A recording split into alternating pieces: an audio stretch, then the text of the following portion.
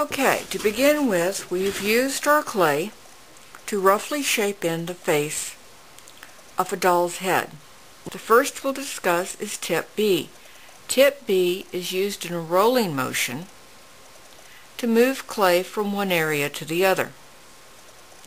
You can also use the tip to indicate the eye socket depressions,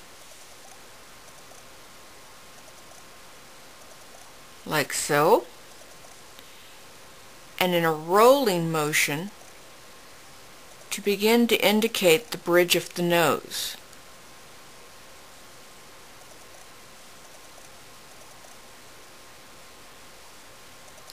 We're rolling up to increase the eye socket. I'm doing the light indentation here that happens right at the top of the nose where it begins to enter the skull. And again, I'm using a rolling motion. You always want to roll your tool as you're moving the clay, because this prevents drag on the clay, which will help keep it from tearing. The L-shaped tool is basically a shovel, a scoop. You can use the back of the shovel to push down the area right below the nose. And I'm going to use the round tool, which is O, to push it down. And this begins to indicate the area where you're going to form the mouth, as well as help delineate the cheeks. Okay, I'm rounding out the cheek form, and I'm using the tool to push the cheek up where I want it to be.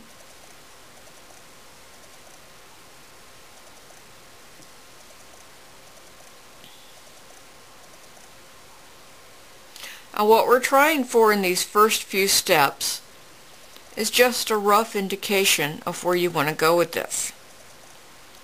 Okay, I'm going to use the round tip tool and I'm going to push in, and this will be the indentation, which is below the lower lip, right above the chin, and I'm rounding the tool out like this,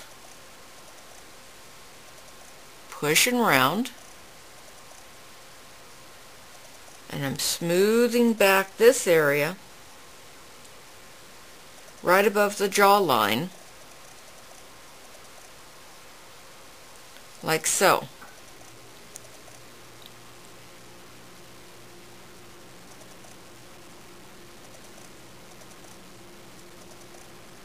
Using this to make our jawline.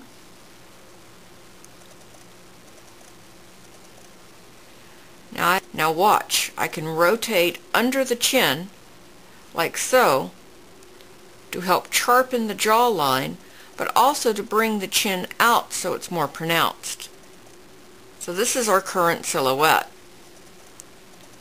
Now, I want the nose to be more pronounced, so I'm using my tool and I'm pushing the clay up from the sides and down towards the tip.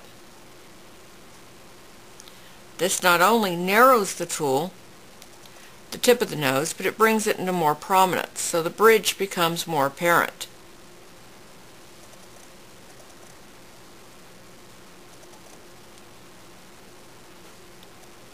Now I'm pulling up from the cheek area into the eye socket,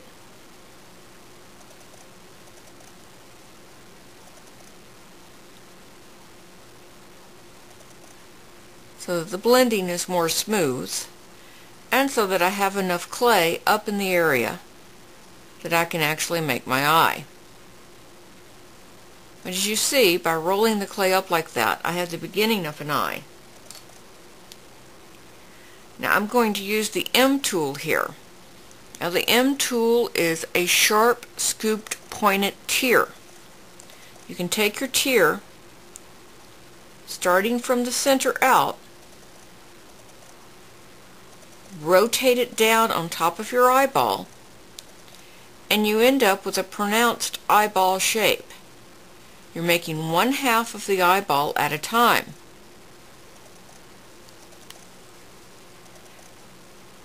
You can use the back of the tool to smooth down the eyelid,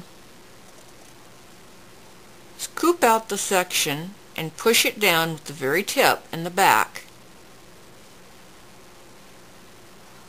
where the upper eyelid and the bottom eyelid meet on the side of the face. Now I'm using the back of the tool and I'm rolling up to give more definition to the lower lid.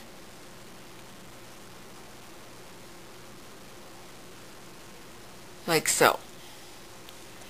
Now I'm going to the upper top, and I need to move a little bit more clay down for the upper lid. So I'm going to take the eye tool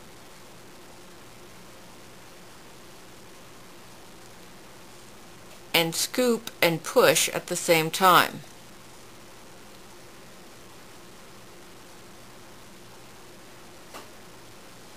This gives a bit more sharper definition.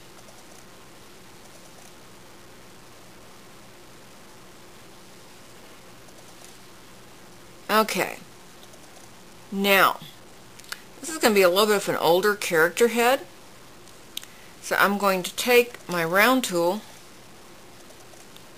I'm going to bring some flesh down from the upper area so that the eyes are a little bit more recessed. I want to indicate the baggy folds that you can get above the eye. Now my preference is to move clay whenever possible. Sometimes though you just don't have quite enough in the same area. So you can pinch off a little piece between your fingers, work it well, and add. For smoothing add-ons, I like the end tool, which is basically a smoothed pointed scoop. The back is slightly rounded, and you have a sharp tip. That sharp tip can get into smaller areas. So see, I'm working it back and forth so that I can smooth the additional clay into the clay that's already there. Okay, now I've added the clay that I wanted. Using the tip of the tool to resharpen the crease above the upper eye.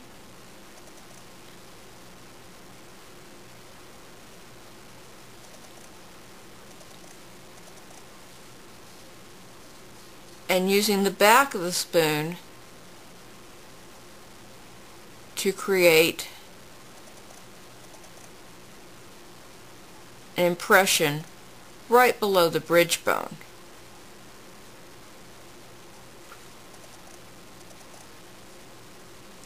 You can use water on the tip of your tool if you find the clay is dragging and resisting your ability to move it. Okay, now I'm going to make some very fine lines here along the side of the eye, the tip of the tool, and the crow's feet that are going up to the eyebrow. I'm scooping the tool a little under and going up with the scooped out section pointing to the top of the forehead. To make the crow feet that are going to go down towards the cheek, I'm going to rotate the tool so that the scooped area is going down the cheek.